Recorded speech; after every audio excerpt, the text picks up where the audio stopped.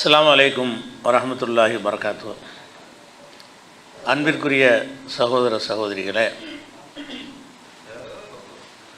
இஸ்லாத்தின் பார்வையில் உணவு, உடை, உறைவிடம் என்ற தொடர் நிகழ்ச்சியில் நேற்றைய தினம் விருந்து சம்பந்தமான சில செய்திகளை நம்ம பார்த்தோம். அதில் நேற்று சொன்னதில் ஒரு சின்ன சந்தேகத்தை எழுப்பியிருக்கிறார்கள்.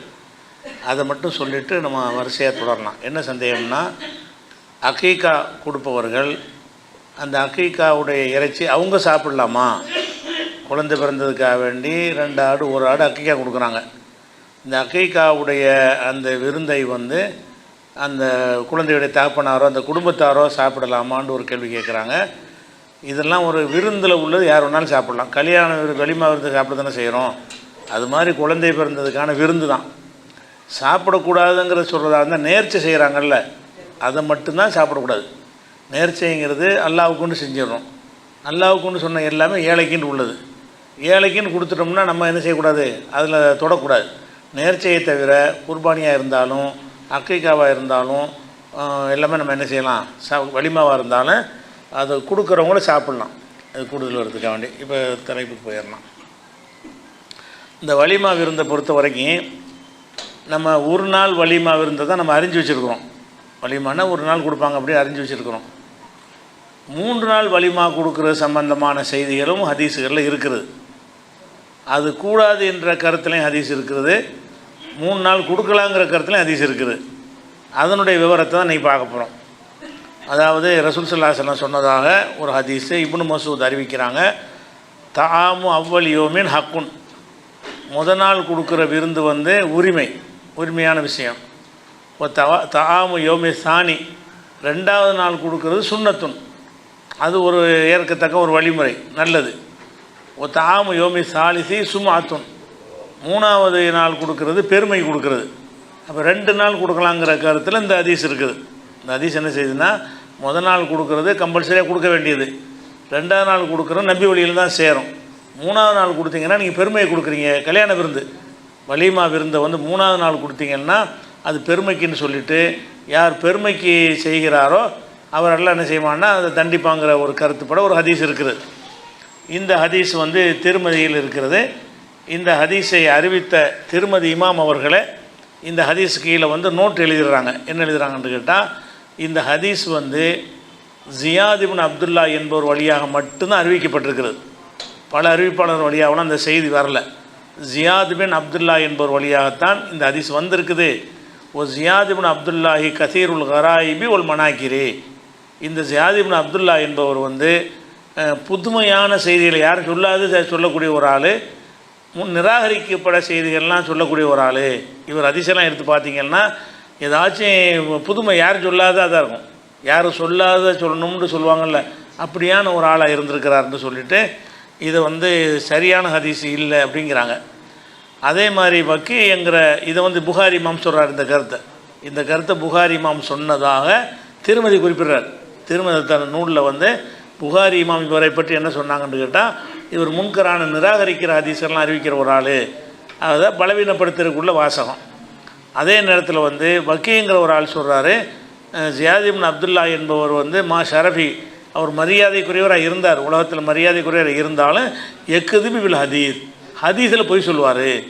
ஹதீஸில் என்ன செய்வார், பொய் சொல்லி நல்ல கருத்துன்னு நினச்சாருன்னா ரசூல்லா சொன்னாங்க சேர்த்து விட்ருவார். இவராக சொல்ல கருத்து எதை நினைக்கிறாரோ அதையெல்லாம் ரசூல்லா சொன்னாங்கன்னு சேர்த்து விட்ற ஒரு ஆள்.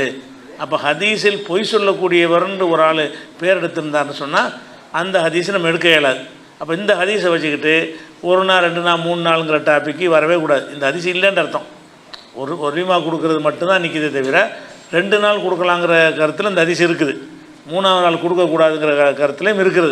ஆனால் அந்த மொத்தத்தையுமே நம்ம என்ன செய்யணும், தள்ளிடணும். இந்த ஹதீஸு இல்லைன்ற அர்த்தம். இப்படி ஒரு ஹதீஸ் ஆச்சா. அதே நேரத்தில் முஸ்னது அபி யாலாவில் ஒரு ஹதீஸ் இருக்குது. சஃபியாவை நபிகள், இது ஆத்தென்டிக்கான ஹதீஸ். முதல் சொன்னது பலவீனமான ஹதீஸு. இந்த ஹதீஸ் முஸ்னது அபி யாலாவில் எல்லா அறிவிப்பாளர்களும் நம்பகமான ஆட்களாக இருக்கிறாங்க. அப்போ சஃபியாவை ரசூல் ஸல்லல்லாஹு அலைஹி வஸல்லம் கல்யாணம் பண்ணும் பொழுது ஜாலல் வலிமத்த சலாசத் ஐயாமின், அதுக்குரிய வலிமா 3 நாள் கொடுத்தாங்க ரசூலுல்லாஹ். சஃபியாவை கல்யாணம் பண்ணும்போது எத்தனை நாள் கொடுத்தாங்க? 3 நாட்கள் விருந்து கொடுத்தார்கள். அத்தாமன் நாச சலாசத் ஐயாமின் 3 நாள் மக்களுக்கு சாப்பாடு போட்டார்கள், உணவளித்தார்கள். அப்போ கல்யாணத்தை ஒட்டி 3 நாட்கள் விருந்து கொடுத்துருக்குறாங்க என்று வருகிறது. அப்போ 3 நாள் விருந்து கொடுத்துருக்கிறது சரியான ஹதீஸாகவும் இருக்குது. அப்போ வலிமான்னு சொல்லி 1 நாள் தான் கொடுக்கணுங்கிற மட்டும்தான் நம்ம அறிஞ்சு வச்சுருக்குறோம். யாராவது 3 நாள் கொடுக்குறாரு சொன்னால் அவர் இஸ்லாத்தை விட்டு போயிட்டாருங்களா நம்ம என்ன செய்வோம்? கேள்வி தெரியல, தெரியாத காரணத்தினால அவர் ஆடம்பரம் பண்ணுறாரு, வீண் விரயம் பண்ணுறாருன்னு நம்ம நினைப்போம். ஆனால் ரசூல் ஸல்லல்லாஹு அலைஹி வஸல்லம் என்ன செஞ்சுருக்கிறாங்கன்னு கேட்டால் அவங்களே 3 நாள் வலிமா வந்து கொடுத்துருக்குறாங்க. கல்யாணங்கிறது உங்களுடைய வசதி இருக்கும் என்று சொன்னால் மகிழ்ச்சியில் சந்தோஷத்தை காட்டுவதற்காக வேண்டி 3 நாள் கூட வலிமா விருந்து கொடுக்கலாம். கல்யாண விருந்து எத்தனை நாளைக்கு கொடுக்கலாம்? 3 நாளைக்கு கொடுக்கலாம். அது வந்து முஸ்னத் அபூ யஅலாவில் இது ஆத்தன்டிக்கான ஒரு செய்தியாக வருகிறது. அதுக்கு அடுத்தது வந்து இந்த விருந்துக்கு ஒருத்தர் அழைக்கிறோம் இல்லையா, விருந்துக்கு அழைக்கிற விஷயத்தில் நம்ம தமிழக மக்கள் மத்தியில் அது முஸ்லீமாக இருந்தாலும் சரி, முஸ்லீம் அல்லாத மக்களாக இருந்தாலும் சரி, ரொம்ப வந்து கௌரவம் பார்ப்பாங்க. நீங்கள் கல்யாண விருந்துக்கு ஒரு ஆளை கூப்பிட்டு விட்டேன்னு வைங்களேன், அவன் என்னை நேரம் கூப்பிட்டானா, அவன் வந்து என்னை கூப்பிட வேண்டியதானே, இது என்ன ஆளை விட்டு அனுப்புறது? மகனை விட்டு கூப்பிட்டா கூட சண்டைக்கு வருவாங்க. என் பையனை அனுப்புகிறான், அவன் வந்து என்னை வந்து என் படியில் வரணும், இல்லாட்டி நான் படியை மிதிக்க மாட்டேன். இதெல்லாம் கௌரவமாக. கல்யாண விருந்து கூப்பிட்டாங்கன்னு சொன்னால் அதை அவங்க யார் கொடுக்குறாரோ அவர் வந்து நேரம் என்ன செய்யணும், என்னைய அழைக்கணும். ஒரு ஊழியர் மூலமாக அழைச்சா பெரிய கண்டனத்துக்குரியது. அண்ணன் தம்பி அனுப்பிவிட்டா தப்பு, சின்ன பிள்ளைங்களை அனுப்பிவிட்டா தப்புங்கிற மாதிரி ஒரு பழக்கம் எல்லா சமுதாயத்திலையும் இருக்குது. அது ஒட்டிக்கிட்டு நம்மள்கிட்டே வந்துருச்சு. முஸ்லீம்கிட்ட என்ன செய்கிறாங்க, இதுக்காக வேண்டி சண்டையெல்லாம் போட்டுருக்குறாங்க. பல குடும்பங்களில் வந்து என்னை நேரம் கூப்பிடலை அப்படின்னு சொல்லிட்டு உறவே முறிச்சிடுவாங்க. விருந்துக்கும் போக மாட்டாங்க, உறவே முறிச்சிடுற ஒரு இதெல்லாம் பார்க்குறோம். ஆனால் கல்யாண விருந்துக்கு வந்து அந்த மாதிரி விஷயமே கிடையாது. பொதுவாக எந்த ஒரு விருந்தாக இருந்தாலும் சரி, ஒரு ஆளை விட்டு வாப்பா விருந்து கூப்பிட விட்டாங்கன்னு மகனை விட்டு கூப்பிட்டா வர வேண்டியதுதான். விருந்து அழைச்சிட்டான் அதை வந்து அப்படி எடுத்துக்கிற அவருடைய பர்மிஷனோட ஒருத்தர் வந்தார்னா அவர் வந்தால் தான் அர்த்தம். அதை இவராக வந்து கூப்பிட்டு மகனாக வந்து கூப்பிட்டா நீங்கள் ஏற்றுக்கிற வேணாம். மகன் என்ன செய்கிறாரு, வாப்பா குழுவா ஒரு இத்தனை வேலைகள் இருக்குது, விருந்து அழைக்கிறவங்க மாதிரி 100 பேருக்கு அழைக்க வேண்டியிருக்கும், அவருக்கு டைம் இருக்காது. அதுக்கு என்ன செய்வார், நீங்கள் ஒரு 10 பேரை கூப்பிடுவாங்க, நீங்கள் ஒரு 10 பேரை கூப்பிடுங்கன்னு பொறுப்பு ஒப்படைச்சிருந்தாங்கன்னா அப்படி நம்ம அழைக்கலாமா? அது மாதிரி சில ஊர்கள் என்ன செய்வாங்கன்னா, அப்போ எங்கள் ஊரில் அப்படி பழக்கம் இருக்குது. என்னென்னு கேட்டால், இந்த கல்யாண பத்திரிக்கை கொடுக்குறதுக்குன்னே ஒரு தொழிலை சில பேர் செய்வாங்க. அவங்கள்ட்ட கொண்டு போய் கொடுத்துருவாங்க, நீங்கள் இப்போ நீங்களாம் பார்த்து கொடுத்துவாங்கன்னு. அது ஊருக்கு அந்த கல்யாணம் நடத்துகிறவர்கள் கொடுக்க மாட்டார். அழைப்புதல் கொடுக்கவே என்ன செய்வாங்க இருப்பாங்க. அவங்களுக்கு ஒரு தொகையை காசை கொடுத்துட்டோம்னா அவங்களா பார்த்து என்ன செய்வாங்க, 200 பேர் பார்த்து கொடுத்துருவாப்பான்னு சொல்லி யாராவது தெரிந்தவர்கள் 10-15 பேரை சொல்லுவாங்க. மீதியெல்லாம் நீனா பார்த்து கொடுத்துருவா, ஊரில் இருக்கிறாங்களா பார்த்து ஒரு 200 பேர் கொடுத்துட்டுவா, 300 பேர் கொடுத்துட்டுவான்னு சொல்லி எவ்வளோ பத்திரிகை கொடுக்குறாங்களோ அதை கொண்டு போய் கொடுக்குற வழக்கம்லாம் கூட இருக்குது. அதை வந்து எங்கள் ஊர்லாம் ஏற்றுக்கிட்டாங்க. அது அவன் வர சொல்ல மாட்டேங்கிறாங்க. ஆனால் மக்கள்கிட்ட அது இருக்குது. கல்யாண விருந்தாக இருந்தாலும் சரி, வீடு குடி போகிறதா இருந்தாலும் சரி, எந்த ஒரு அழைப்பு கொடுக்குறதா இருந்தாலும் சரி, அந்த முதலாளியை அவரே வரணும், யார் உரியவரோ அவரே வரணும்னு நினைக்கிறாங்க. அப்படி நினைக்கக்கூடாது. அதுக்கு என்ன ஆதாரம்னு கேட்டால், ரசூல் ஸல்லல்லாஹு அலைஹி வஸல்லம் அவர்கள் ஒரு பெண்ணை திருமணம், எந்த பெண்ணு பேர் வரல, இது புகாரில் 5170 ஹதீஸில் இருக்கிறது. ஒரு மனைவியை கல்யாணம் பண்ணுற நேரத்தில் அனஸ் ரசூலுல்லாஹ் கூப்பிட்றாங்க. கூப்பிட்டு என்ன செய்கிறாங்கன்னா, நீ போய் அன்சாரிகளில் சில ஆட்கள்லாம் இருப்பாங்க, அவங்களெல்லாம் நான் கூப்பிட்டேன்னு விருந்து கூட்டுவான்னு சொல்லி அனுப்பி விட்றாங்க. அனஸ் தான் போய் கூப்பிட்றாரு. அந்த அன்சாரிகளை விருந்துக்கு யார் கூப்பிடல, ரசூலுல்லாஹ் கூப்பிடல. அப்போ ஃபர்சலனி, என்னை ரசூலுல்லாஹ் அனுப்பினார்கள். இப்போ தாவூத் ரிஜாலன் இல்லை தாமி, சாப்பிடுவதற்காக வேண்டி சில மக்களை நான் தான் அழைச்சேன். ரசூலுல்லாஹ் அழைக்கிறது அவங்க போய் அழைக்காமல் நான் தான் அழைச்சேங்கிறாங்க. அழைப்பை ஏற்று அன்சாரிகள் வந்தாங்க. அன்சாரிகள் வந்து என்ன செஞ்சாங்க, ஜெயினபுடைய கல்யாணம், இந்த ஹதீஸில் பெண்ணுன்னு வந்தாலும் ஜெயினபுடைய கல்யாணத்துக்கு தான் அந்த மாதிரி ஒரு ஆட்டை அறுத்து விருந்து கொடுத்தாங்கலாம் வருதில்ல. அப்போ விருந்து அழைப்புக்கு வந்து ரசூல் ஸல்லல்லாஹு அலைஹி வஸல்லம் போய் யாரையுமே அழைக்கலை. விருந்து அழைக்க நம்ம வீட்டில் விருந்து இருக்குங்கிற மாதிரி அவங்க தான் சொல்கிறாங்க. அதே மாதிரி 300 பேர் அழைப்பாங்கன்னு நேற்று சொன்னோம்ல, அந்த ஹதீஸ்லேயும் ஆள் தான் விட்டு அனுப்புவாங்க. நீ போய் ஒரு இந்த குறிப்பிட்ட சில ஆள் பேரை குறிப்பிட்டு மீதி உள்ள யாரெல்லாம் பார்க்குறே கூட்டிகிட்டு வா அப்படிங்கிறாங்க. அதில் என்ன செய்யலை, ரசூலுல்லாஹ் அவங்க தானே விருந்து கொடுக்குறாங்க, அவங்க விருந்து கொடுத்து அவங்க தானே போய் அழைக்கணும் அப்படின்னு நம்ம நினைக்கிறோம்ல. அப்படி முஸ்லீம்கள் அப்படி நினைக்கக்கூடாது. யாராவது தெரிஞ்சாலே ஒரு ஆளை விட்டு அனுப்பி எத்தனை வேலைகள் இருக்கிற மனிதனுக்கு, நம்மளுக்கு இது கௌரவ விஷயம் கிடையாது. மார்க்கத்தில் ஒரு சுண்ணத்துங்கிறதுனால விருந்து கொடுக்குறாரு, அதை நம்ம ஏற்றுக்கிறணுங்கிற மனப்பக்குவம் எல்லாருக்கும் வரணும். அவங்க வந்து அழைச்சா தான் போவேங்கிற கௌரவம் வந்து மார்க்கம் அனுமதிக்காத கௌரவம், அது வரட்டு கௌரவம். அது இது புகாரில் 5170 ஹதீஸில் இருக்கிறது. அதே மாதிரி வந்து அந்த 300 பேர் அழைச்சாங்கன்ற ஹதீஸ் இருக்குல்ல, அது முஸ்லீமில் இருக்கிறத சொல்லியாச்சு. அதில் என்ன செய்கிறாங்கன்னா அனஸ் தான் போய் அழைப்பார், அந்த ரசூலுல்லாஹ் போய் அழைக்க மாட்டாங்க. அப்போ விருந்து அழைப்புக்கு வந்து சம்மந்தப்பட்டவரே வரணும்னு சொல்லி இருக்க முடியாது. அதே மாதிரி என்ன செய்கிறாங்கன்னா ரசூலுல்லாஹ் மகள் ஃபாத்திமா ஒரு விருந்து தயார் பண்ணுறாங்க. ஃபாத்திமா விருந்தை தயார் பண்ணி அவங்களுக்குள்ளே தயார் பண்ணிகிட்டு இருக்கும்போது அப்போ வந்து திடீர்னு அவங்களுக்கு ஃபாத்திமாவுக்கு யோசனை வருது, நம்ம விருந்து நமக்குள்ளே சாப்பிட்றோமே, ரசூலுல்லாஹையும் கூப்பிட்டா நல்லா இருக்குமே, பாப்பாவையும் கூப்பிடுவோமே அப்படின்னு சொல்லிட்டு அவங்க கருத்து சொன்ன உடனே சரின்னு சொல்லிட்டு என்ன செய்கிறாங்கன்னா சில ஆட்களை அனுப்பி ரசூலுல்லாஹ் கூப்பிட விட்றாங்க. பாப்பா வந்து மகள் கூப்பிட விட்றாங்க. நேராக போகலை, மருமம் அழியும் போகலை. உங்கள் மக வீட்டில் அவங்க சாப்பாடு வர சொன்னாங்கன்னு போய் யாரையும் விட்டு அனுப்பி விட்றாங்க. அந்த அழைப்பு ஏற்ற சொல்ல வர்றாங்க.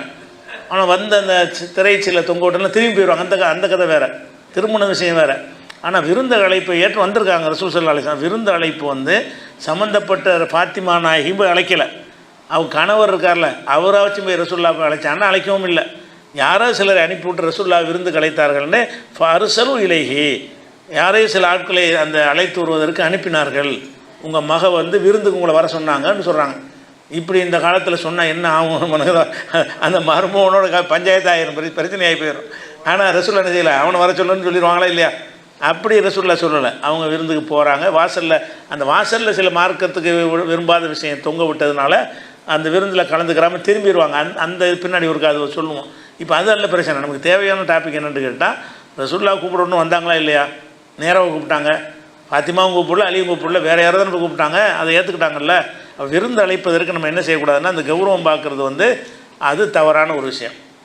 அடுத்ததாக என்னென்னு கேட்டால் இப்போ நம்ம சமூகத்தில் இப்போ வந்து யாராவது விருந்தாளி வந்துட்டாங்கன்னு சொன்னால், அதில் கல்யாண விருந்தே கொடுக்குறதா இருந்தோம்னு சொன்னால் அந்த விருந்தை வந்து அந்த குடும்பத்தை சேர்ந்த பெண்கள் பரிமாறுவது கிடையாது, ஆம்பளை தான் பரிமாறுவாங்க. விருந்து கல்யாண விருந்தெல்லாம் யார் பரிமாறுவா?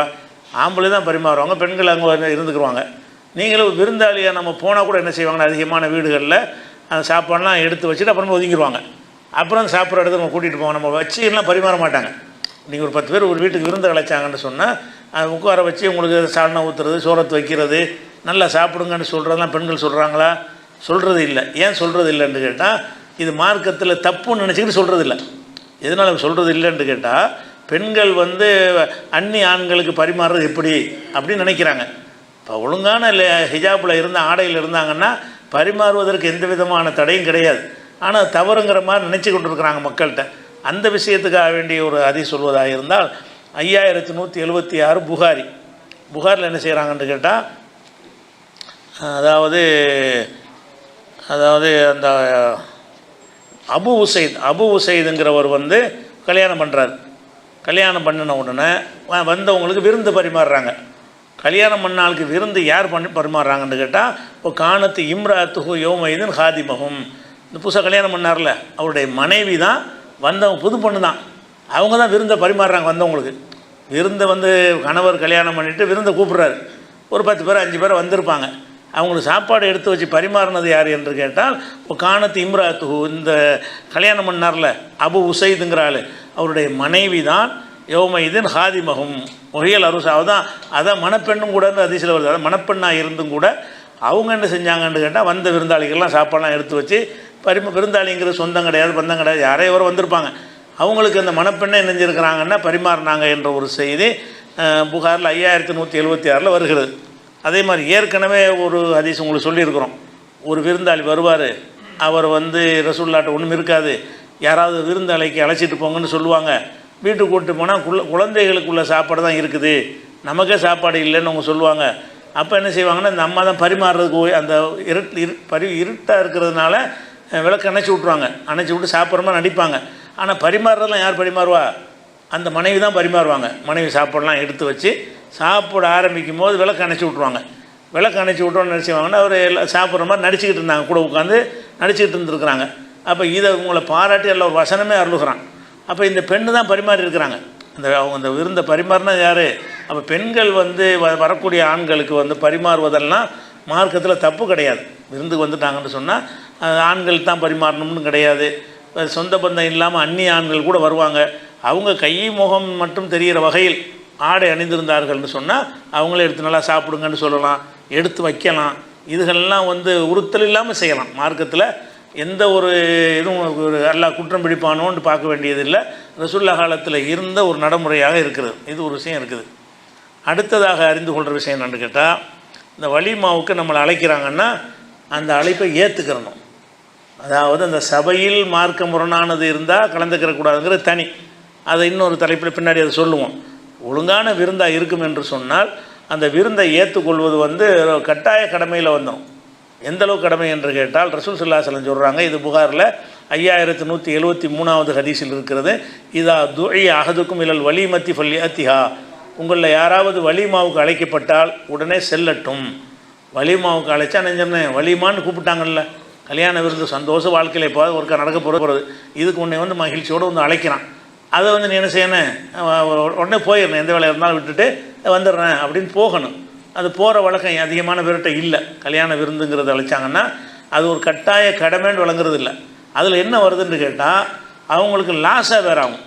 கல்யாண விருந்துன்னா ஒரு 100 பேருக்குன்னு ரெடி பண்ணியிருப்பாங்க, ரெடி பண்ணுற அளவுக்கு தான் கூப்பிடவும் செய்வாங்க. 100 பேருக்கு ரெடி பண்ணிட்டு 200 பேர் அழைக்க மாட்டாங்க. அந்த விருந்து தயாரிக்கிற கல்யாண விருந்துலாம் அந்த பத்திரிகையில் இப்போ அந்த மெத்தட்லாம் கையாளுறாங்க. கல்யாணத்துக்கு வர்றதுக்கு ஒன்று, சாப்பாட்டுக்கு ஒரு தனியாக ஸ்டிக்கர் ஒன்று சேர்த்து கொடுப்பாங்க. அது இருந்தவங்க தான் சாப்பாட்டுக்கு போகணும். வலிமாவிலும் கலந்து கொள்ளவும்னு தனியாக ஒரு பிரிண்ட் எடுத்து கல்யாண பத்திரிக்கையில் பின் பண்ணியிருப்பாங்க. அந்த கார்டு வந்தவங்க தான் வலிமாவுக்கு போவாங்க. கல்யாணத்துக்கு வரவுன்னு போட்டவங்க வலிமா அழைப்பு இல்லை. அப்படிலாம் பிரித்து பத்திரிக்கை அடிக்கிறாங்க. பத்திரிக்கை அடிக்கும் பொழுது கல்யாண அழைப்பு வேறு, வலிமா அழைப்பு வேறு. வலிமா அழைப்பும் கல்யாண அழைப்பும் சேர்த்தாப்பில் கொடுத்தா மட்டும்தான் அவங்க கல்யாணத்துக்கும் போவாங்க, விருந்துக்கும் போவாங்க. கல்யாண அழைப்பு கொடுத்தாங்கன்னா பள்ளிவாசலில் நடக்கிற இடத்துல நின்றுட்டு துவா செஞ்சுட்டு வந்துடுவாங்க. அப்படி இருக்குது. அப்போ கல்யாணத்துக்கு போகிறதுல நிர்ணயித்து தான் தயார் பண்ணுறாங்க. சொல்ல வர்றேன், எத்தனை பேருக்கு 100 பேருக்கு தயார் பண்ணுறாங்கன்னா ஒரு 50 பேர் போகிற வீணத்தானே போவோம். 50 பேர் கல்யாணத்துக்கு 100 பேர் அழைக்கிறாரு, ஒரு 50 பேர் அந்த விருந்துக்கு போகலை, அது வீணத்தானே போவோம். அந்த நேரத்தில் யாருக்காவது சும்மா தெருவில் கொண்டு கொட்டுவாங்க, யாராவது எடுத்துகிட்டு போகிறீங்களான்னு கேட்குறாங்க. எத்தனை கல்யாணங்களில் மிஞ்சி போகுதில்ல, மிஞ்சிலாம் போகிறதுக்கு சான்ஸே கிடையாது. ஏன்னு கேட்டால் சமையல்காரர்களுக்கு கணக்கு தெரியும், எவ்வளோ எத்தனை படிக்க எவ்வளோ பண்ணணும்னு சொல்லி அவங்க கரெக்டாக சமைச்சிருவாங்க. அப்போ நீங்கள் எத்தனை பேருக்கு அழைச்சேன்னு கேட்பாங்க. அதுக்கு தகுந்த மாதிரி துல்லியமாக தந்துடுவாங்க. மிஞ்சலாம், எப்படி மிஞ்சலாம்னா ஒரு 2 ஆள் 3 ஆள் சாப்பிட்ற அளவுக்கு மிஞ்சலாம். ஒரு 2 ஆள் 3 ஆளுக்கு பத்தாமல் போயிடலாம். இப்படி தான் வரலாமே தவிர 2 அண்டா ஆக்குவாங்க, ஒரு அண்டா மிச்சமாயிரும். 2 சட்டியில் சோறு ஆக்குவாங்க, ஒரு சட்டி என்ன மிச்சமாக போயிடும். அவ்வளோ மிச்சமாக போடுவாங்க. ஏன் மிச்சமாகுதுன்னா அந்த விருந்தை இப்போ ஏற்றுக்கொள்கிற தன்மை நம்மள்கிட்ட குறைஞ்சிட்டு வருது. இது எங்களுக்கு சாப்பாடு கிடைக்காது அப்படின்னு நினைக்கிறாங்க. இது சாப்பாடு விஷயமாக நினைக்கிறாங்களே தவிர சாப்பாடு எங்கே வேணாலும் கிடைக்கும், அந்த அன்பு கிடைக்காதுல்ல. ஒரு மூமினுடைய அன்பு கிடைக்கணும், ஒரு சகோதரத்துவம் கிடைக்கணும். அதுக்கு தானே அந்த வலிமாவுக்கு போக சொல்கிறாங்க, சோத்துக்கு செத்த ஆளுங்கிறதுக்காக போக சொல்கிறாங்க. ஒருத்தன் அது சந்தோஷமாக நம்மளை கூப்பிட்டான், அந்த சந்தோஷத்துக்கு நம்ம ஒரு மரியாதை கொடுக்கணும். அதுக்காகத்தான் அந்த விருந்துக்கு போகிறோமே தவிர நம்ம காஞ்சி கிடக்கிறோம், சாப்பாடே இல்லை, அதுக்கு சாப்பாடு இல்லாத போய் சாப்பிட்டுக்கிறோம், நமக்கு என்ன இது, நமக்கு வீட்டில் நிறைய இருக்குது அப்படி நினைக்கிறாங்க. நமக்கு தான் வீட்டில் வசதி இருக்குது, நம்ம இது போய் சாப்பிட்ணும். இது வசதி ஏழைங்கிற கணக்கிலே வராது. எதுக்கு வர்றோம்னு கேட்டால் ஒரு முஸ்லீமுக்கு செய்ய வேண்டிய ஒரு கண்ணியத்தில் உள்ள 7 கடமையில் ஒரு கடமை. அப்போ வலிமான்னு கூப்பிட்டாங்கன்னா போயிருந்தேன், அது வைக்கப்படவே கூடாது. வலிமா போகிற சாப்பாட்டுக்கு இல்லாமல் வந்திருக்காங்கிற மாதிரி நினச்சிடக்கூடாது. சாப்பாட்டுக்கு இல்லாமல் அவன் அப்படி நினைக்கிறது கிடையாது, நம்மளும் நினச்சிக்கிட்டு போகாமல் தவிர்க்கக்கூடாது. அப்போ இதா தூய் அகதுக்கும் இல்லை வலிமாவுக்கு யாராவது அழைக்கப்பட்டால் ஃபல்யத்திஹா, வலிமாவுக்கு நீங்கள் செல்ல வேண்டும்னு புகாரில் 5173வது ஹதீஸில் இருக்குது. அதே மாதிரி ரசூல் ஸல்லல்லாஹு அலைஹி வஸல்லம் என்ன செய்கிறாங்கன்னா ஒரு கட்டளையாக போடுறாங்க. இது புகாரில் 5174, 7173 ஆகிய ஹதீஸுகளில் இருக்கிறது. ஃபுக்குல் ஆனி, கைதிகளை விடுதலை செய்யுங்க. ஒரு சிறைப்பட்டு இருந்தாங்கன்னு சொன்னால் அவங்களுக்கு ஒரு இழப்பீடு கொடுத்து விடுதலை செய்கிற பழக்கம் அந்த காலத்தில் இருந்துச்சு. வெளிநாட்டு ஆட்களை போர்க்கைதியை பிடிப்பாங்க, பிடிச்சு என்ன செய்வாங்கன்னா அவங்கள சிறையில் அடைச்சிக்கிடுவாங்க, இப்போ கைதியாக வச்சுக்கிடுவாங்க, அடிமையாக கொடுத்துருவாங்க. அப்போ இவ்வளோ ரூபா கொடுத்துட்டு நீங்கள் மீட்டுக்கிட்டு போங்க, உங்கள் உறவினர்கள் மூலமாக அந்த தொகையை கொடுத்து அவரை கூட்டிகிட்டு போங்கன்னு ஒரு செட்டப் இருந்துச்சு. அப்படிப்பட்ட யாராவது இருந்தாங்கன்னு சொன்னால் என்ன செய்யணும், இவர் நான் அந்த ரூபாயை தர்றேன், நீங்கள் ஒரு விடுதலை செஞ்சுருங்க அப்படின்னு சிறைப்பட்டவர்களை விடுதலை செய்யுங்கிறாங்க. 2வது சொல்கிறாங்க வஜீபு தாயி, விருந்துக்கு அழைப்பவருக்கு பதில் கொடுங்கன்னா ஏற்றுக்கிறங்க. அப்போ ஒரு ரசூல் ஆர்டர் அப்புறம் கல்யாண விருந்தாக இருந்தால் எந்த விருந்தாக இருந்தாலும் சரி விருந்து அழைத்தாருன்னா ஏற்றுக்கொள்ளணுங்கிறது ஒரு விஷயம் இருக்குது. அதே மாதிரி இது ஆதாரத்துக்கு சொல்ல தகவலுக்கு தான். சஹாபாக்கள் சிலருடைய இது எவ்வளவுக்கு முக்கியத்துவம் கொடுத்துருக்குறாங்க என்பது ஒரு இன்ஃபர்மேஷன் தான். இது அவங்க கொடுத்ததுனால கொடுக்குற ரசூலுல்லாஹ்விட்டே நம்ம தெளிவு வந்துருச்சு, கட்டளை வந்துருச்சு. எந்தளவுக்கு இருக்குன்னு கேட்டால் இப்னு உமர்கிட்ட என்ன செய்கிறாங்கன்னு கேட்டால் ஒரு ஆள் விருந்து கூப்பிட்றாரு. இப்னு உமர் பெரிய சஹாபி, விருந்து கூப்பிட்றாரு. அவர் என்ன செய்கிறாருன்னு கேட்டால் இந்தப்பா விருந்து கூப்பிட்றேன், எனக்கு முக்கியமான வேலை இருக்குது, என்னை மன்னிச்சிரு அப்படிங்கிறார். நான் வர முடியாது, மன்னிப்பு கேட்குறாரு. அவர் என்ன செய்கிறாருன்னா, அவர் வந்து மன்னிக்கிறதா, இதுக்கெல்லாம் மன்னிப்பே கிடையாது, கூப்பிட்ட வந்து அவனுங்கிறார். யார்? விருந்து கலைச்சவர்.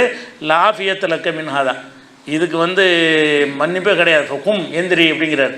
இவர் வேலையை போட்டு போயிட்டார். மன்னிச்சு அது அவர் மன்னிச்சா தான் அந்த குற்றம் நீங்குங்கிற அளவுக்கு இன்னும் கருதிருக்கிறாங்க. அதை விருந்துக்கு அழைக்கிறாரு, இந்தப்பா என்னை மன்னிச்சிருப்பா, வர முடியலை, நீ குற்றமாக கருதிராத, என்னை மன்னிச்சிருங்கிறார் இவர் இப்னு உமர். அவர் என்ன செய்கிறார்? அதெல்லாம் முடியாது, மன்னிக்க முடியாது, எந்திரிச்சு வரையா இல்லையா அப்படிங்கிறார். அவர் கேட்டு என்ன செய்கிறார்? மன்னிக்க மாட்டேன்னா நம்ம என் குற்றவாளி ஆகணும், நம்ம போயிடுவோம். அப்போ விருந்துக்கு போகாமல் இருக்கிறது பாவம்னு நினச்சிருக்கிறாங்க. பாவம்னு நினைக்கிறது வந்து அந்த சகாபியுடைய புரிதல் தான்.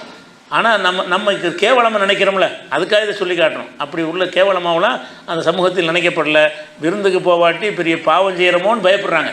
ஒருத்தர் விருந்துக்கு நம்மளை அழைச்சிருக்கான், போகாமல் இருக்கிறது குற்றமாயிருமே அப்படின்னு அவன்கிட்ட போய் மன்னிப்பு கேட்டாங்கங்கிற விஷயம் வந்து ஜாமி மாமர் இப்னு ராஷிதுலையும் பைஹக்கியுடைய சுனனுல் குப்ராவிலையும் இந்த மாதிரியான ஹதீஸுகள்லாம் இடம்பெற்றிருக்கிறது. அதே மாதிரி வந்து இப்னு அப்பாஸை இதே மாதிரி வந்து விருந்துக்கு அழைக்கிறாங்க. விருந்துக்கு அழைச்ச உடனே அவர் வந்து அந்த நீர் பாய்ச்சிக்கிட்டு இருக்கிறார். அந்த கிணத்துலேருந்து தண்ணி பாய்ச்சுவாங்கள்ல தோப்புக்கு, அந்த மாதிரி நீர் பாய்ச்சிக்கிட்டு இருக்கிறார். அப்போ விருந்து கலைச்சோன்னு என்ன செய்கிறாரு? விருந்து கலைச்சி வந்துட்டாங்க.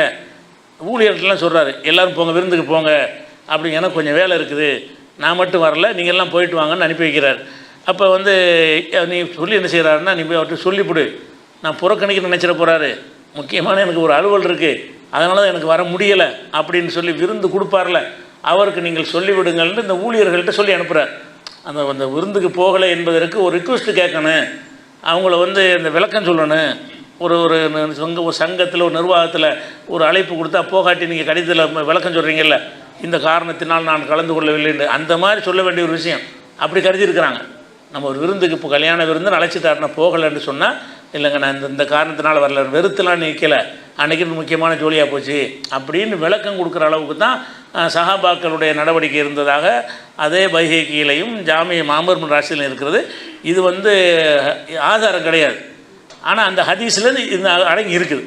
விருந்து அழைக்கணும், கண்டிப்பாக விருந்தை ஏற்றுக்கொள்ளணும்ன்ற சொல்கிறாங்கல்ல, அதில் அடங்கின விஷயமா இருக்குது. ஹதீஸுக்கு உட்பட்ட ஒரு விஷயமா இருக்குது, அதை விளங்கிக்கிறேன்.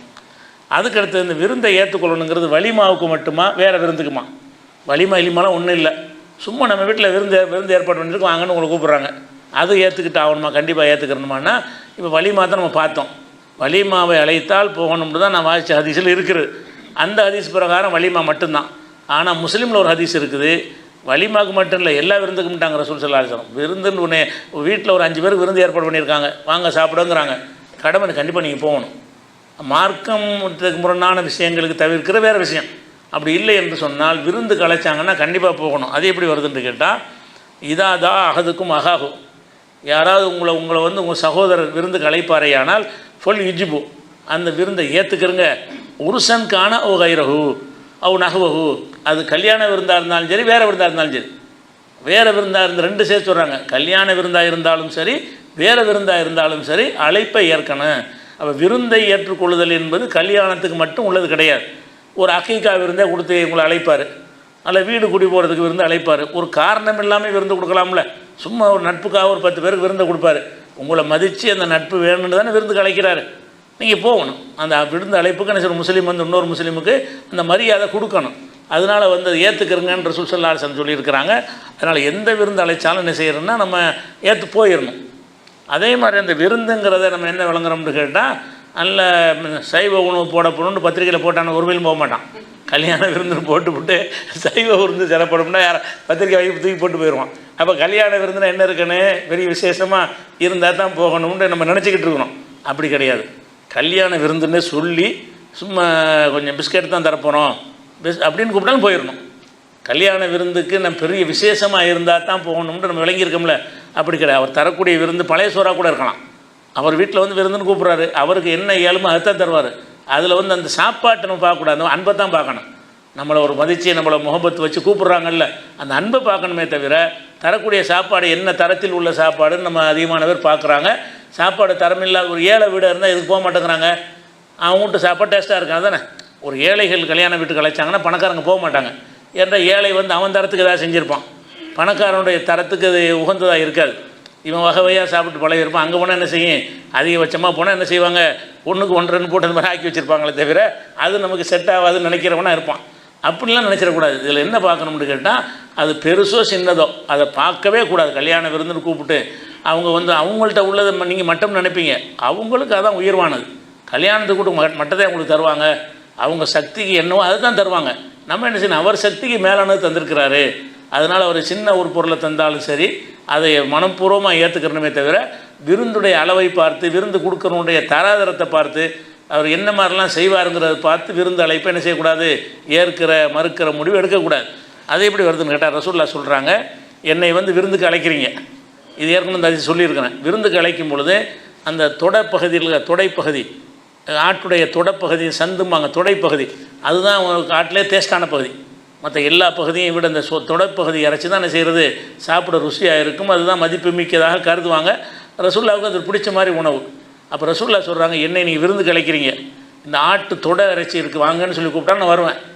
அந்த ஆட்டுடைய காலுடைய குழம்பு இருக்கும்ல, காலுடைய குழம்புனா மிதிக்கிறதுக்கு உள்ள பாட்டு, அதை போட்டு சூப் மாதிரி வச்சுருக்கிறீங்க, அது உள்ளதில் மட்டம். காலு சூப்புனாலும் பரவாயில்லை, காலுக்கு கீழே உள்ளது வெட்டி போடுவோம்ல, இப்படி 2 பார்ட்டாக இருக்கும்ல, அதை போட்டு சூப் வச்சுருக்கீங்க, அதுக்கு கூப்பிட்டாலும் நான் வருவேன், இது கூப்பிட்டாலும் வருவேன். என்னை நீங்கள் விருந்து அழைப்பதாக இருந்தால் ஆட்டினுடைய உயர்தரமான பகுதியை விருந்து தருவதாக சொல்லி அழைத்தாலும் நான் வருவேன். அதில் உள்ளதில் மட்டம் என்று கழிவுன்னு நீங்கள் ஒதுக்கியிருக்கிறீங்கல்ல, அதை தான் தர முடியுமான ஆட்களாக இருப்பாங்க. சில ஆள் வசதி இல்லாமல் இருப்பாங்க, அது போய் கம்மியான காசுக்கு வாங்கிட்டு வந்து கூட தயவு செய்வாங்க. அதை நீங்கள் என்னை அழைத்தாலும் அதை நான் ஏற்றுக்கிறேன் அப்படின்னு சொன்னால் என்ன அர்த்தம்னா நம்மளும் ஏற்றுக்குன்னு அர்த்தம். எதுக்கு சொல்கிறாங்கன்னு கேட்டால், என்னை இப்படி அழைப்பார்களே ஆனால் அந்த இப்போ நம்ம பாஷையில் சொல்கிறாருன்னா பழைய சோறுண்டாலும் வருவேன், பிரியாணினாலும் வருவேன் அப்படிங்கிற மாதிரி உள்ளது. பழைய சோறு தான் விருந்துன்னு கூப்பிட்டாலும் நான் வருவேன், பிரியாணின்னு கூப்பிட்டாலும் நான் வருவேன்டா எப்படி இருக்குது, அந்த மாதிரி வாசகம் தான் இது. எனக்கு வந்து திராங்கிற வார்த்தை வந்து அந்த சதை தொடப்பகுதியை கூப்பிட்டாலும் நான் வந்து வருவேன். குரான்னு சொன்னால் அந்த காலுடைய அடியில் உள்ள அந்த பகுதி, அதை விருந்துன்னு சொல்லி அழைச்சாலும் நான் வந்து வருவேன்னு சொல்கிறாங்க ரசூல் ஸல்லல்லாஹு அலைஹி வஸல்லம். இது புகாரில் 2568வது ஹதீஸ்லையும் 5178வது ஹதீஸ்லையும் இருக்கிறது. இதெல்லாம் வந்து விருந்தில் வந்து தரதரம் பார்க்கக்கூடாது. அவனுடைய தகுதிக்கு தகுந்த மாதிரி தான் விருந்து கொடுப்பான். எவன் விருந்து கொடுத்தாலும் அவனுடைய கெப்பாசிட்டி என்னவோ அதுக்கு தகுந்த மாதிரி கொடுப்பான். அதை வந்து மனம் கோணாமல் என்ன செய்யணும், அதை சாப்பிட்டு குறை சொல்லாமல் வந்துடணும். அது ஒரு விஷயத்தை பார்த்துக்கணும். அடுத்ததாக வந்து அதாவது ஒரே ஒரு ஆளுக்கு வந்து விதிவில் கொடுக்குறாங்க. விருந்து கூப்பிடும்போது நீங்கள் நோன்பு வச்சுருக்கிறீங்க, அது வந்து கடமையான நோன்பாக இருக்கலாம், நஃபிலான நோன்பு முறிக்கலாம், ஆனால் முறிக்கணும் கட்டாயம் கிடையாது. நீங்கள் நோம்பாளியாக இருக்கும்போது என்ன செய்கிறார், ஒருத்தர் வந்து விருந்து கலைக்கிறார்.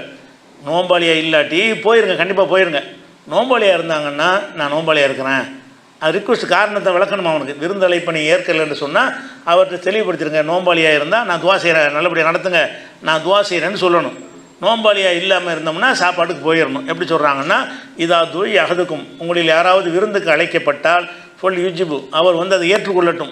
இப்போ இன்கான சாயிமன் ஃபொல் யுசல்லி, நோம்பாளியாக இருந்தால் அவருக்காக துவா செய்யட்டும். எனக்கு வர முடியலை, நான் துவா செய்கிறேன், இந்த கல்யாணம் நான் நோம்பாளியாக இருக்கணும், சாப்பிட முடியாதுல்ல, அதனால் நோம்பாளினால தான் வரலப்பா, நான் உனக்காக துவா செய்கிறேன்னு சொல்லணும்.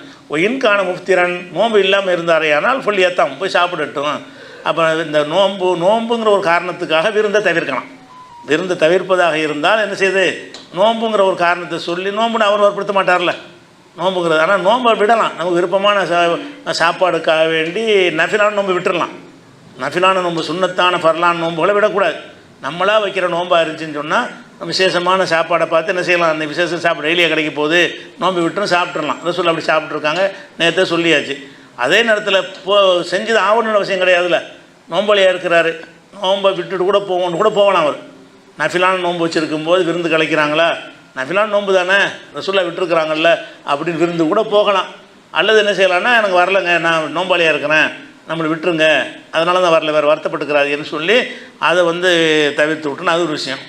அடுத்ததாக என்ன செய்யணும்னு கேட்டால், ஒரு விருந்துக்குண்டு வரும்பொழுது என்ன ஆகுன்னு கேட்டால், நிறைய பேரை கூப்பிட்ருப்பாங்க. இப்போ தான் கல்யாண மண்டபம் அப்படி இப்படிலாம் வந்துருச்சு. அந்த காலத்தில் இந்த வீட்டிலேயே தான் என்ன செய்வாங்கன்னா விருந்து கொடுப்பாங்க, சாப்பிட்டோன்னு அடுத்தவங்க வருவாங்க, அவங்க வருவாங்க. ஒரு 10 பந்தி 20 பந்திலாம் நடக்கும். ஒரு வீட்டில் என்ன செய்யணும்னு கேட்டால் 12 மணிக்கு ஒரு 10 பேர் சாப்பிடுவாங்க, அவங்க போனோம்னா அடுத்த பந்தி வருவாங்க. அப்போ கல்யாண வீடு விருந்துக்குன்னு நம்ம போயிட்டோம்னு சொன்னால் எந்த வீட்டுக்கு விருந்துக்கு போனாலும் சாப்பிட்டோன்னா மின்னல் வேகத்தில் பறந்துடணும். ஏன்னு கேட்டால் அது அடுத்த ஆட்களுக்கு கொடுக்குறதுக்கு அவங்க வெயிட் பண்ணிகிட்டு இருப்பாங்க. இவங்களுக்கு சங்கடமாக இருக்கும், அவங்களுக்கு சங்கடமாக இருக்கும்.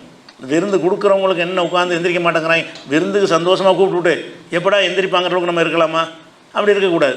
அப்போ அடுத்தடுத்து காத்துட்ருப்பாங்கள்ல வெயிட்டிங்கில், விருந்துக்காக வேண்டி அடுத்து நம்ம போய் சாப்பிடணும்னு வெயிட் பண்ணி அவங்களும் சங்கடப்படுவாங்க.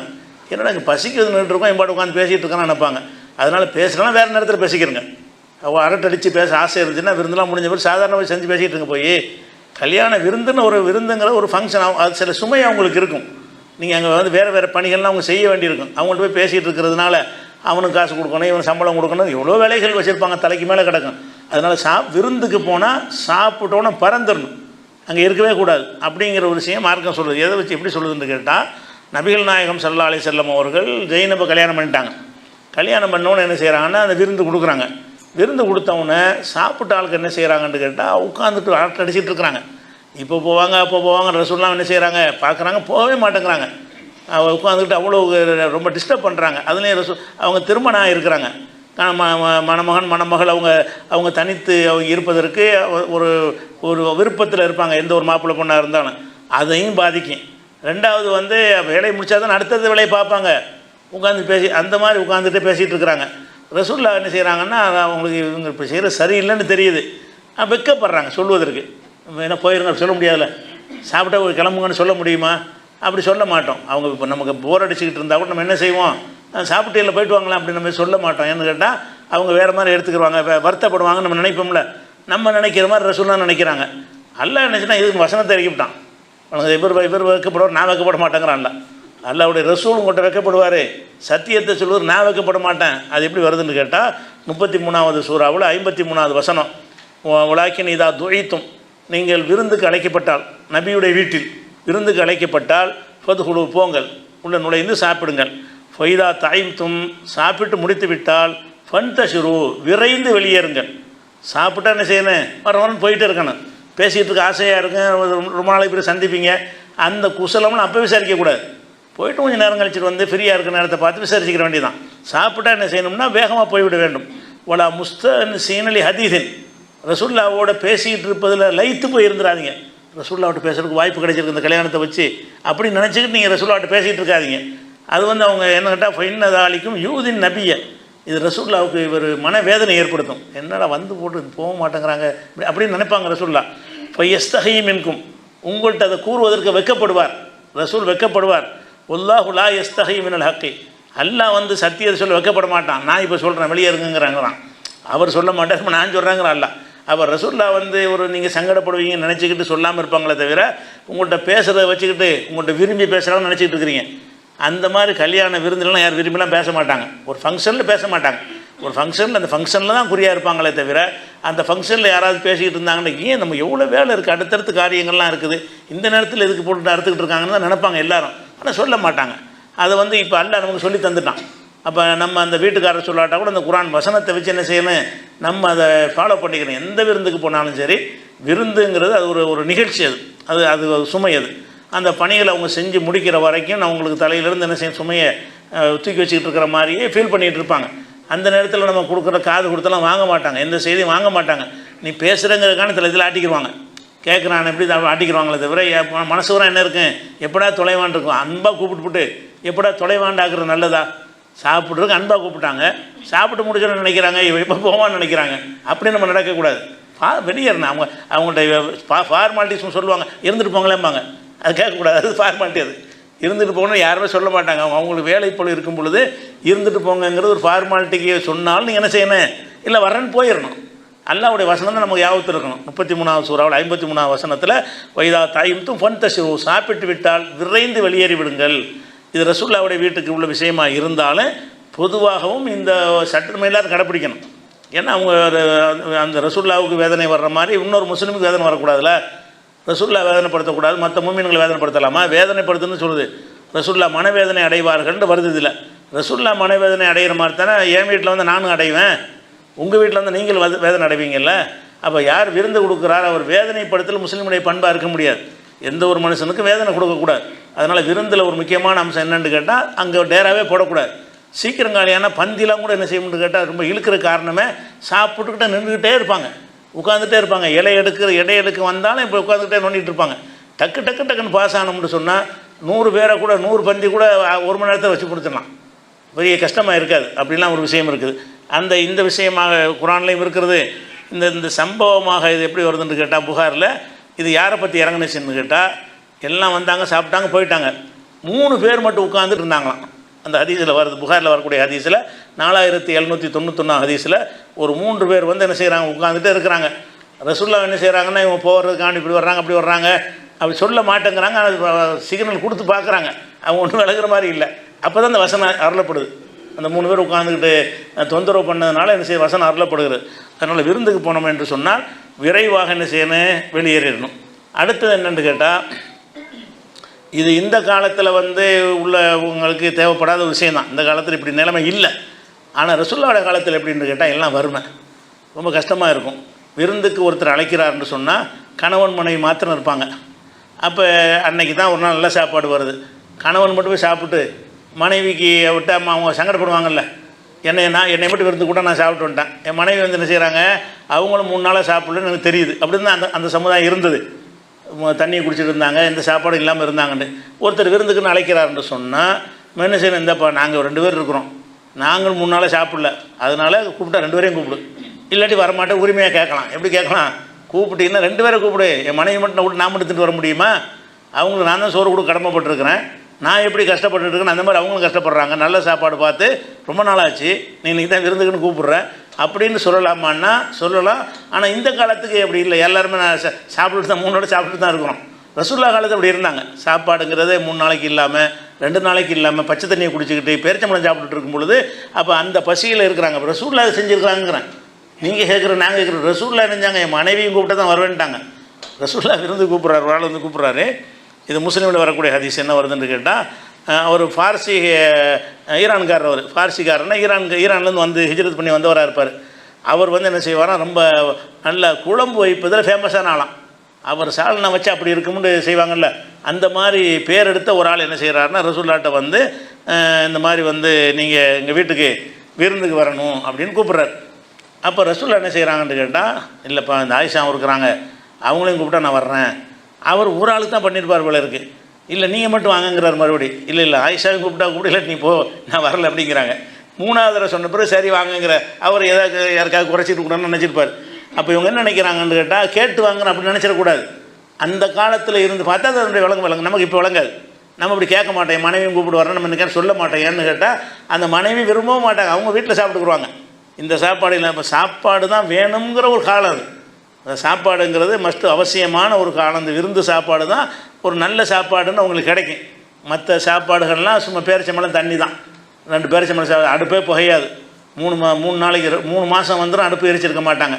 அப்படி இருக்கிற ஒரு சமுதாயத்தில் வந்து ஆயிஷா 2 பேரும் நீன் பட்டினி நான் பட்டினியாக இருக்கிறோன்னு சொல்லிகிட்டு இருக்கும்போது ரசூலுல்லாஹ் மட்டும் விருந்து கூப்பிட்டு போனால் அந்த மனைவி என்ன நினைப்பாங்க, நம்மளும் பட்டினி ஆகிறவர் இவரோட தின்ட்டு வந்துட்டார் நினைக்க மாட்டாங்களா அப்படின்னு ரசூலுல்லாஹ் ஃபீல் பண்ணுறாங்க. ஃபீல் பண்ணி என்ன செய்கிறாங்கன்னு கேட்டால், ஹாதிஹிலி ஆயிஷா, இந்த ஆயிஷாவை காட்டி இவங்களையும் கூப்பிடு அப்படின்னு சொல்கிறாங்க. அவர் இல்லைங்க அப்படிங்கிறாரு. இல்லை அப்படின்னா போ, அவன் விருதுக்கு வரலைங்கிறாங்க. மறுபடியும் சொல்கிறாங்க அவனையும் கூப்பிடுங்கிறாங்க. கடைசியில் என்ன பண்ணுறாருன்னு கேட்டால், சரி வரணும் அப்படின்னு சொல்லிட்டு 2 பேரும் என்ன செஞ்சாங்க, சேர்ந்து போய் சாப்பிட்டு சேர்ந்தே வீட்டுக்கு வந்து சேர்ந்தாங்கன்னு ஹதீஸ் இருக்குது, முஸ்லீமில் வருகிறது. இதே கருத்தில் உள்ள ஹதீஸ் வந்து தாரமியில் வேற அறிவிப்பாளர் வரிசையில் வருகிறது. இதே கருத்து தான், இதே மாதிரி ஆயிஷா நாயகி கேட்டாங்கன்னு வருது. அப்போ இது வந்து நீங்கள் வந்து இந்த காலத்துக்கு உங்களுக்கு வித்தியாசமாக தெரியும்.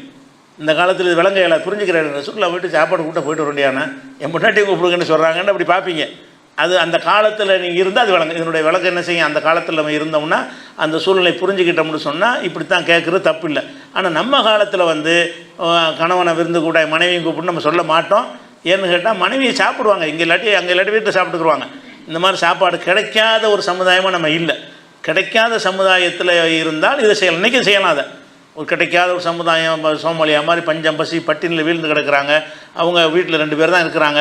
2 பேரில் ஒரு ஆள் மட்டும் தின்ட்டு வந்து ஒரு ஆள் விட்டால் நல்லா இருக்காதுன்னு இருக்கும்போது அப்படி சிலர் இருப்பாங்க. அப்படி இருந்தால் அவர்களும் இதை கடைப்பிடிக்கலாம். அந்தப்போ நான் மட்டும் வரமாட்டேன், என் மனைவியும் சாப்பிட்டு பல நாளாச்சு, கூப்பிட்டா 2 பேரையும் கூப்பிடு, இல்லாட்டி நாங்கள் 2 பேரும் இந்த பட்டினியாக கடந்துக்கிறோன்னு சொல்லி முடிவெடுக்கிற ஊர்கள் சில பகுதிகள் இருக்கிறது. ஒரு காலத்தில் ஏற்படவும் செய்யலாம்.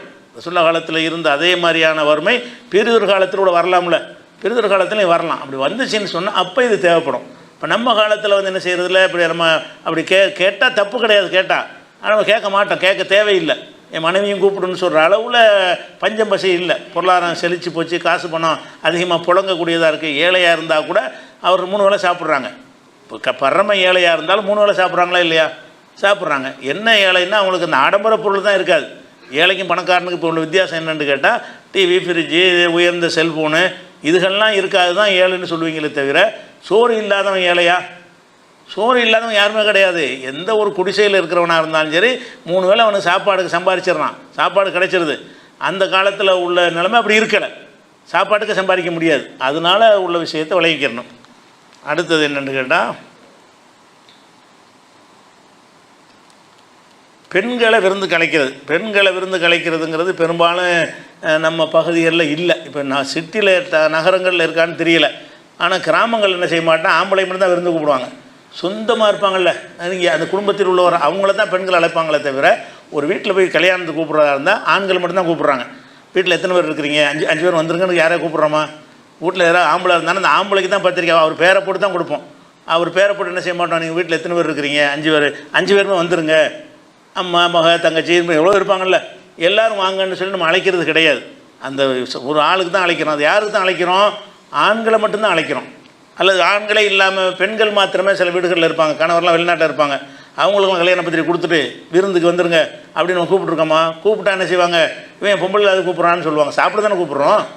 அது வந்து பெரிய பாவமான காரியம் மாதிரி மக்கள் கருதி கொண்டிருக்கிறார்கள். ஆனால் ரசூலுல்லாஹ்வுடைய காலத்தில் பெண்களையும் விருந்துக்கு அழைக்குவாங்க. விருந்துக்கு என்ன செய்வாங்க, ஆண்களை அழைக்கிற மாதிரி வீட்டில் விருந்துக்கு வாங்கன்னு சொல்லி என்ன செய்வாங்க, தெரிஞ்ச பெண்களை அழைக்குவாங்க. அக்கம் பக்கத்தில் உள்ளவங்க, சொந்த மதத்தில் உள்ளவங்க பெண்களையே தனியாக பிரத்யேகமாக என்ன செய்வாங்க, அழைக்குவாங்க. அது என்ன ஆதாரம்னு கேட்டால் புகாரில் 5180வது ஹதீஸில் அனஸ் அறிவிக்கிறாங்க. ரசூல் ஸல்லல்லாஹு அலைஹி வஸல்லம் என்ன செய்கிறாங்கன்னா, ஒரு தெருவில் போயிட்டுருக்குறாங்க. போயிட்டுருக்கும்போது ஒரு எதிரில் வந்து பெண்களும் சிறுவர்களும் கல்யாண வீட்டில் சாப்பிட்டு வந்துக்கிட்டு இருக்கிறாங்க. எதிரில் வர்றாங்க. அவங்க என்ன செய்கிறாங்க, அந்த போட்டுக்கிட்டு கல்யாணத்துக்கு நல்ல ட்ரெஸ் போட்டு வருவாங்கல்ல, அதெல்லாம் பார்த்தோம்னு சொன்னால் ஒரு கல்யாணத்துக்கு தான் போயிட்டு வர்றாங்க அப்படின்னு தெரியும். அந்த மாதிரியான நிலையில் அன்சாரி பெண்களும் அவங்கள சேர்ந்த பிள்ளைகளையும் கூட்டிகிட்டு பிள்ளைக்கும் சேர்த்து விருந்து கொடுத்துருக்காங்க.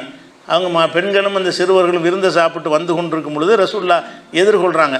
அப்போ என்ன செய்கிறாங்கன்னா, அல்லாஹும் அன்தும் மின் அஹப்பின் நாஸி இலைய, நீங்கள் தான் எனக்கு மனிதர்களே ரொம்ப எனக்கு விருப்பமான மக்கள். அன்சாரிகளை பற்றி சொல்கிறாங்க.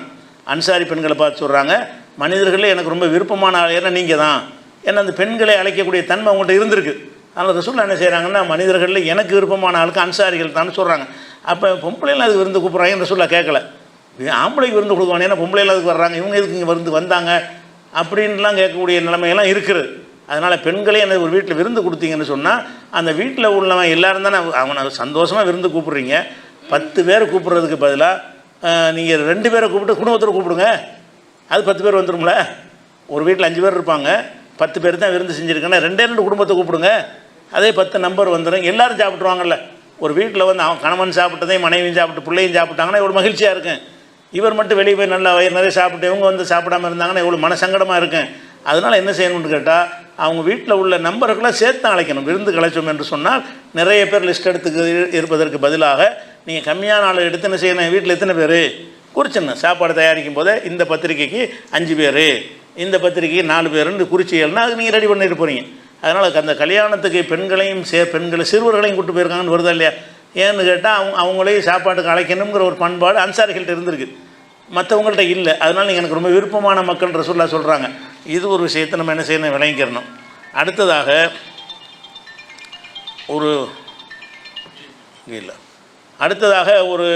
விருந்தில் ஒன்று வைக்கிறாங்க. வைக்கிற விருந்து வந்து நமக்கு பிடிக்காத விருந்தாக இருக்கும், உணவாக இருக்கும். விருந்தில் வைக்கும்போது என்ன செய்யணும், நீங்கள் பிரியாணி வைப்பாங்க, உங்களுக்கு சிக்கன் பிடிக்காது, ஆனால் கல்யாண விருந்து அழைச்சிருப்பீங்க. அந்த விருந்து எல்லாம் பிடிக்கும்னு சொல்ல முடியுமானா முடியாது.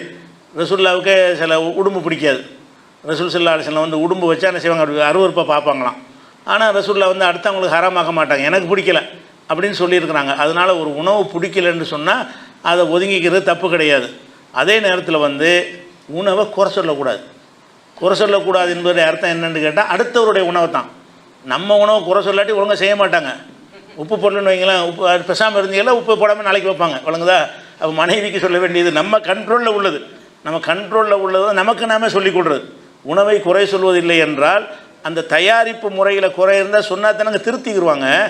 இது எதுக்கு சொல்கிறாங்கன்னா, வேறு இடத்துக்கு போகும்போது உங்களுக்கு ஒருத்தங்க விருந்தாக அழைச்சிட்டாங்க, உப்பு அள்ளி கொட்டிட்டாங்க, முடியலை, பெசாமல் சாப்பிட்டு வந்துடணும், எனக்கு தான் நம்ம கூடாது, ஏதோ கொடுத்துட்டாங்க, இப்போ தப்பி தவறி உப்பு ஜாஸ்தியாக போட்டிருப்பாங்க, அதில் உப்பே போடலை, நெய்யை ஜாஸ்தியாக ஊற்றிட்டாங்க, நெய்யை கம்மியாக ஊற்றிட்டாங்க அப்படின்னு இருக்குமானால் பேசாமல் சாப்பிட்டு வரணுமே தவிர அது நீங்கள் அடுத்த இடத்துக்கு போயிருக்கிறீங்க.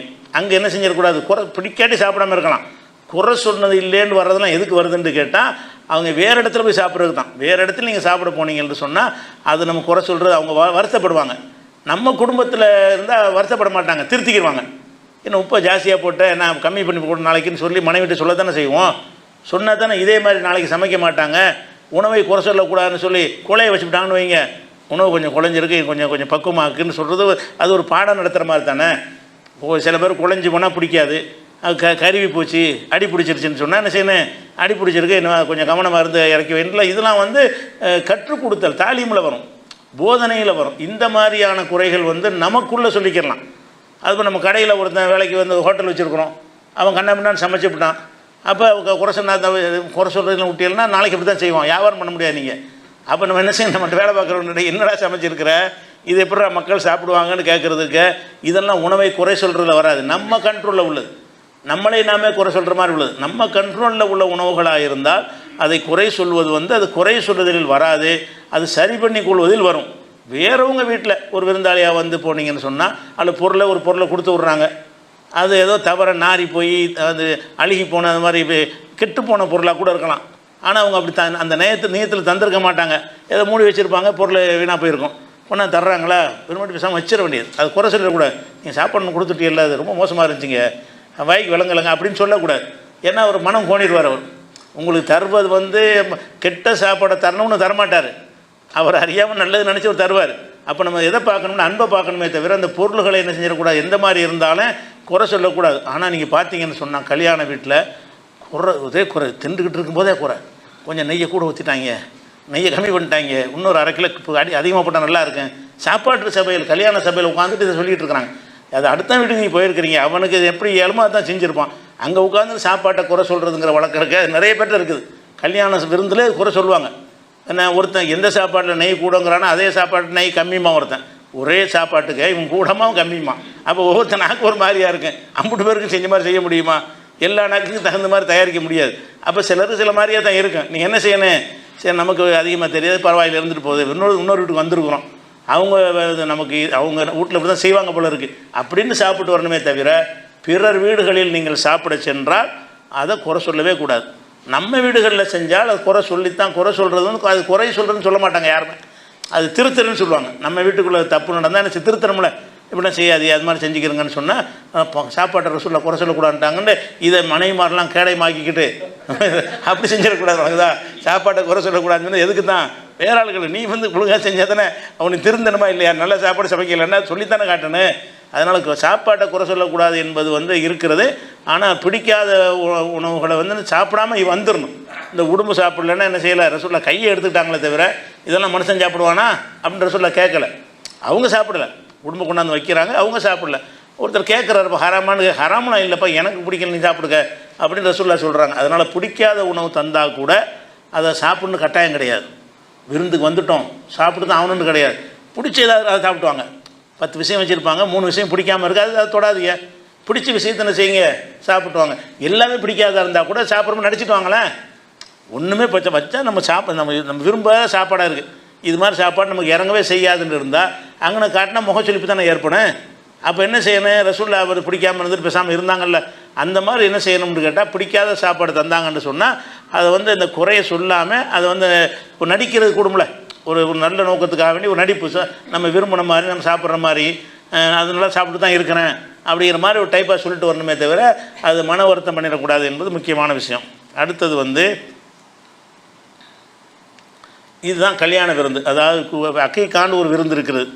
அதுக்கடுத்து என்ன இருக்குன்னா கல்யாணத்துக்குன்னு ஒரு இதெல்லாம் மார்க்க நிர்ணயித்த விருந்து, மற்ற ஃபங்க்ஷன்லாம் கிடையாது. மார்க்கத்தில் சொன்னது இவ்வளோ தான், அக்கைக்காண்டு ஒன்று இருக்கிறது. அடுத்தது கல்யாணத்துக்குன்னு ஒரு விருந்து இருக்கிறது. இது எல்லாருமே அது செய்யணும், இதுக்கு சவாப்பு கிடைக்கும். மற்ற உணவுக்கெல்லாம் விரும்பினா செய்கிறது, அவ்வளோதான். விருந்தினர் உபசரித்த நன்மை கிடைக்குமே தவிர இந்த ஒரு சுண்ணத்தான செயலுங்கிறதுக்குரிய நன்மை கிடைக்காது. அதே நேரத்தில் வீடு குடி போகிறோம்ல, ஒருத்தர் வீடு கட்டுறாரு, வீடு குடி போகிறதுக்காக வேண்டி ஒரு வீடு கட்டி குடி போகிற அன்றைக்கி என்ன செய்கிறாரு, மக்கள்லாம் கூப்பிட்டு சாப்பாடு கொடுப்பேன்னு நினைக்கிறார். இது கூடுமான்னா இது கூடும் என்பதற்கு ஹதீஸில் ஆதாரம் இருக்குது. எப்படி ஆதாரம் இருக்குன்னு நேரடியாக இல்லை, இதை விளங்குற அளவுக்கு ஒரு ஹதீஸ் இருக்குது. எப்படி இருக்குன்னு கேட்டால் ரசூல் ஸல்லல்லாஹு அலைஹி வஸல்லம் சொல்கிறாங்க, இது புகாரில் 7281வது ஹதீஸில் வருகிறது. ரசூல் ஸல்லல்லாஹு அலைஹி வஸல்லம் என்ன செய்கிறாங்கன்னா, ரசூலுல்லாஹ் தூங்கிக்கிட்டு இருக்கிறாங்க. அது தூங்கிக்கிட்டுனா தூக்கமும் விழுப்புமாக தூங்கிட்டு இருக்கிறாங்க, அரை தூக்கத்தில் தூங்குறாங்க. ஆனால் வந்து இது இந்த பேசுகிறதுலாம் சத்தம்லாம் கேட்குது, ஆனால் தூங்கிட்டு இருக்கிறாங்க. அந்த மாதிரி நம்ம தூங்குவோம். அந்த மாதிரி ஒரு வகையில் தூங்கிட்டு என்ன செய்கிறாங்கன்னா, சில மலக்குமார்கள் வர்றாங்க. வந்து என்ன செய்கிறாங்கன்னா, ரசூலுல்லாவை பற்றி அவங்களுக்குள்ளே பேசிக்கிறாங்க. அவங்களுக்கு விளங்குறதுக்காக பேசுகிறாங்க. ரசூலுல்லாவுக்கு வந்து இந்த செய்தியை எத்தி வைக்கணும் என்பதற்காக வேண்டிய மலக்குமார்கள் பேசுகிறாங்க.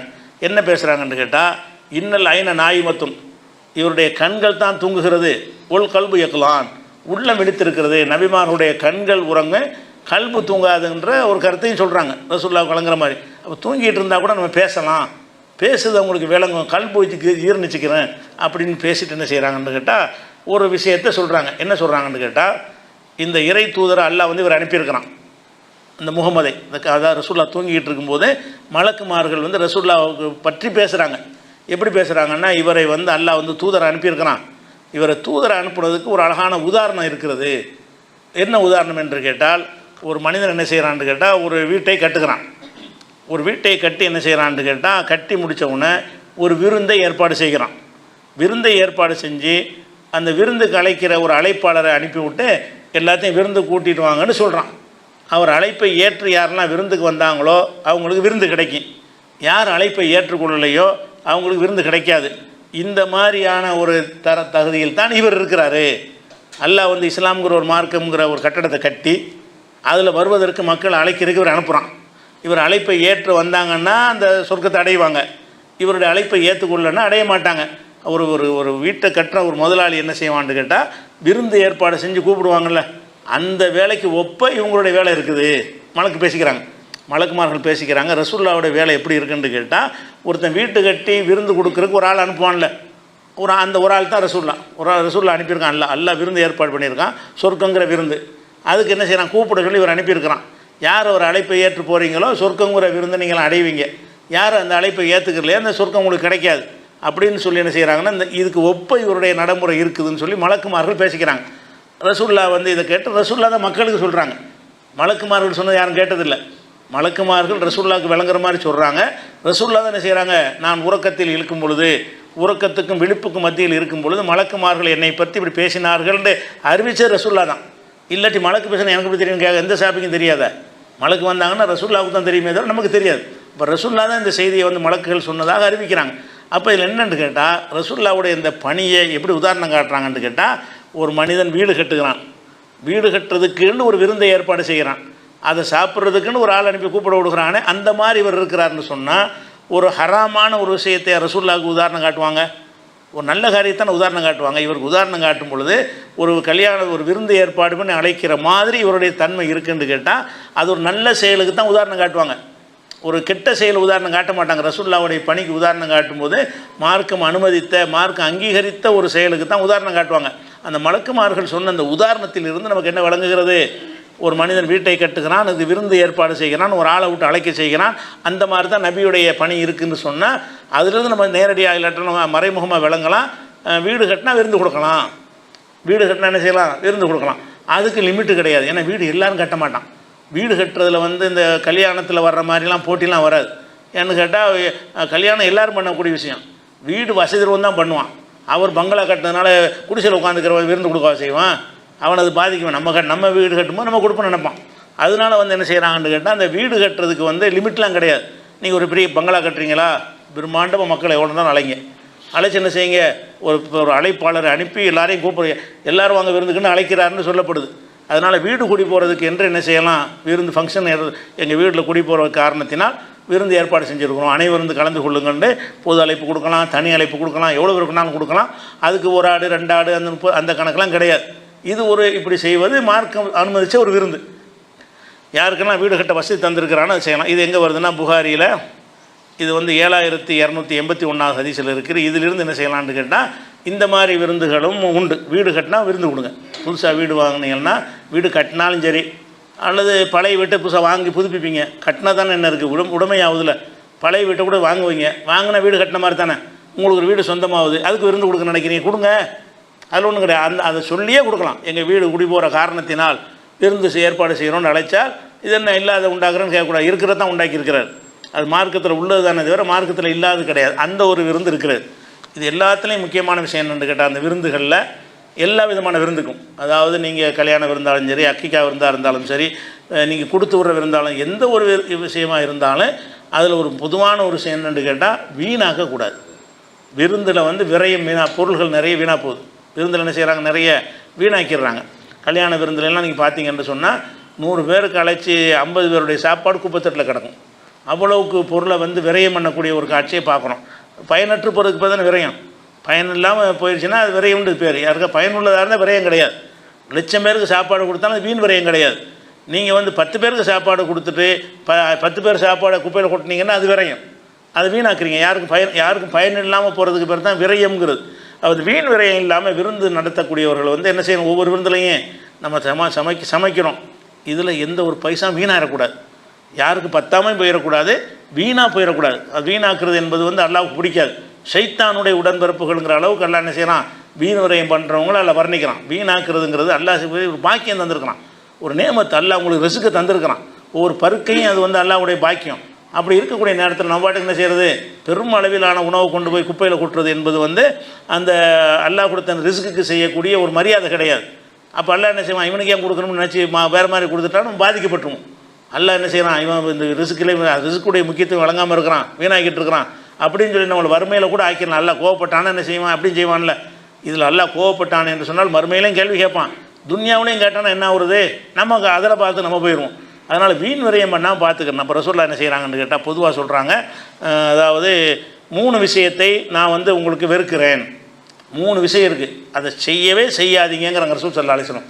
அது 3 விஷயம் என்ன, இது புகாரில் 1471வது ஹதீஸ்லையும் 5975வது ஹதீஸ்லையும் 6473வது ஹதீஸ்லையும் 7292வது ஹதீஸ்லையும் 2408வது இவ்வளோ இடங்கள் 5 இடத்துல இந்த ஒரு ஹதீஸ் பதிவாக இருக்கிறது புகாரியில்.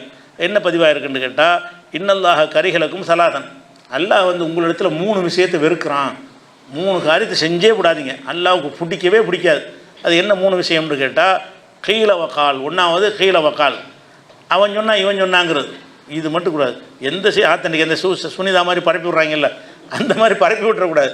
எந்த ஒரு செய்தியாக இருந்தாலும் யார் சொன்னான், அவர் தான் சொன்னாரா, அது சரிதானான்னு ஆய்வு செஞ்சு சொல்லணுமே தவிர, அவன் சொன்னால் இவன் சொன்னாங்கிற விஷயம் இருக்குது அல்லாஹ்வுக்கு பிடிக்காது.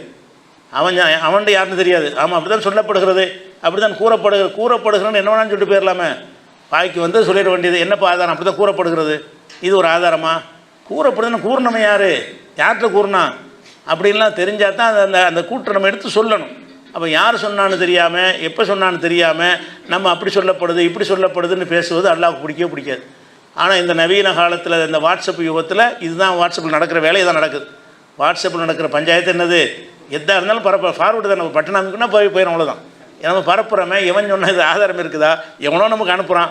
இப்போ எனக்கு இந்த சுனிதா அனுப்புனாலும் நான் ரிப்ளை போட்டேன், பிபிசின்னு போட்டிருக்கல, பிபிசியுடைய லிங்க் எனக்கு அனுப்பி வைங்க. அப்போ யார் போட்டாலும் அவன் ரிப்ளை கொடுத்தோம், அப்போ வந்து விளங்குவாங்க, லிங்க்கோடு அனுப்பணுமோ தேடி பார்ப்பாங்க, அவங்களுக்கு கிடைக்காது, நாளைக்கு பரப்ப மாட்டாங்க. அப்போ எதுன்னு போட்டாலும் என்ன செய்கிறாங்கன்னா பரப்பிக்கிட்டே இருக்கிறாங்க. அந்த மாதிரி செய்யாமல் உங்களுக்கு ஆத்தன்டிக்காக இருக்கணும். யாரை பற்றின செய்தியாக இருந்தாலும் இன்னார் சொன்னார், இன்னாரிடம் சொன்னார் என்று ஆதாரம் இருந்தாலே தவிர எந்த செய்தியும் பரப்பக்கூடாது. இதில் வந்து இந்த நவீன காலத்தில் இந்த அல்லாஹ் வெறுக்கிற இந்த செயலை அதிக மக்கள் செய்கிறாங்க. வாட்ஸ்அப் வச்சுக்கிறவர்கள் செய்யாமல் இருக்கிறது இல்லை. வாட்ஸ்அப் மூலமாக அல்லாஹ் வெறுக்கிற ஒரு காரியத்தை தினசரி 100 கணக்கில் செய்கிறோம். வர்றதையெல்லாம் ஃபார்வர்ட், வர்றதெல்லாம் அது என்ன செய்தி, எவனோ அனுப்புனா நீ அனுப்புகிற, எவனோ உனக்கு அனுப்பிட்டானே நீ அடுத்த ஆளுக்கு அனுப்புகிற, அந்த சரிதானான்னு தெரிஞ்சானே அடுத்த ஆளுக்கு கொடுக்கணும். எவனோ விஷத்தை தந்துட்டா நீ அடுத்த ஆளுக்கு விஷத்தை கொடுத்துருவியா, அவன் தான் அனுப்புனான்னு சொல்ல முடியுமா? நீ ஏன் கொடுத்த விஷத்துக்குப்பா, நீ சப்ளை பண்ணுற, நீ விஷமான தண்ணி விட்டுற வேண்டியதானே, அவன் விஷத்தை அனுப்பி தொலைகிறான், நான் எதுக்கு அது இன்னொரு ஆளுக்கு நான் கொடுக்கணும்? அப்படிப்பட்ட விஷம் தான் இன்றைக்கி உள்ள இந்த செய்திகள் பரவுறது பூராமல் அம்புட்டு விஷமாக இருக்குது. வாட்ஸ்அப் நீங்கள் இப்போ எடுத்து பார்த்து உங்களுக்கு வந்த செய்திகளை எடுத்து பாருங்கள், நீங்கள் அனுப்பின செய்திகளை எடுத்து பாருங்கள், எதுக்காச்சும் ஆதாரம் இருக்கான்னு பாருங்கள். ஒரு ஆதாரம் இருக்காது. மத்திய அரசு அறிவிப்புன்னு ஒரு இமேஜ் மாதிரி போட்டு விட்ருவாங்க. எங்கே அறிவிப்பு, எதில் அறிவித்தாங்க, எந்த பேப்பரில் வந்திருக்குது, எந்த டிவியில் சொன்னாங்க, அது எப்போ அப்படின்லாம் ஏதாவது சொல்லணுமா இல்லையா, ஒன்றுமே இருக்காது. அப்போ 1வது விஷயம் என்னென்னு கேட்டால், இந்த வந்து அவன் சொன்னா இவன் சொன்னாங்கிற விஷயம். மீதி 2 விஷயம் இருக்குது, அதில் வீண் முறையெல்லாம் வருது. அது இன்ஷா அல்லாஹ் நாளைக்கு பார்ப்போம். இந்த ஹதீஸை வந்து துவக்கத்திலிருந்து இன்ஷா அல்லாஹ் நாளைக்கு பார்ப்போம். அஸ்ஸலாமு அலைக்கும்.